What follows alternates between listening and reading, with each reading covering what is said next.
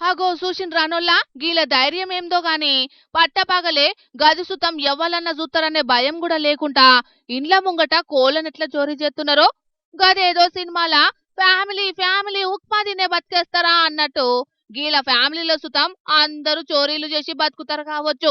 మొత్తం ఒకటే బండి మీద ముగ్గురు మనుషులు వచ్చిండ్రు. ఎవలకు అనుమానం రాకుండా ఏదో పనికి పోయి వచ్చినట్టే వచ్చి కోళ్లు తిరిగే ఇంటి ముంగట బండిని ఆపుకొని కూర్చున్నారు. ఇంటామేమో చేతుల డబ్బా పట్టుకొని కూసుంటే ఇంటాయనేమో సంచుల పట్టుకొచ్చిన కోడిని తీసి ఆడున్న కోళ్లకు ఏరేసిండు. ఇక పట్టుకున్న కోడి ఉరకకుండా ఉండనీకే ముందుగాల్నే దానికో తాడు కట్టిపెట్టిండు.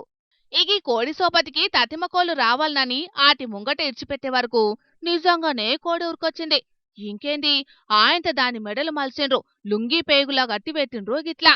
ఇగో చూడుండ్రి, మళ్ళేమన్నా యాక్టింగ్ చేస్తున్నారా? దొంగలకు సుతమేమన్నా అవార్డులు ఇచ్చేదుంటే తొల్సూరు అవార్డు గీలకే వత్తది కావచ్చు పోన్రి.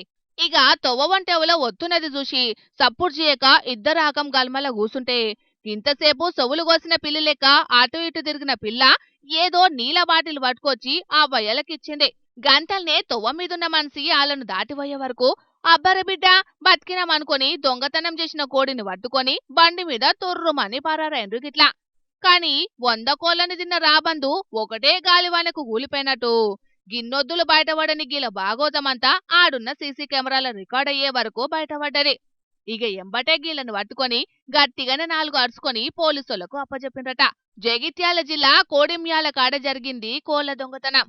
చూసిండ్రు కదా పబ్లికు, చికెన్ కు రేటు పెరిగిపోయిందనో లేకపోతే నాటుకోళ్ల ఫారం పెడదామని అనుకుంటున్నారో కొందరు దొంగలు గాని ఆఖరుకు ఇండ్లల్లో పెరిగే కోళ్లను సుతం ఇడిచిపెట్టకుండా మాయం చేస్తున్నారు గిట్లా.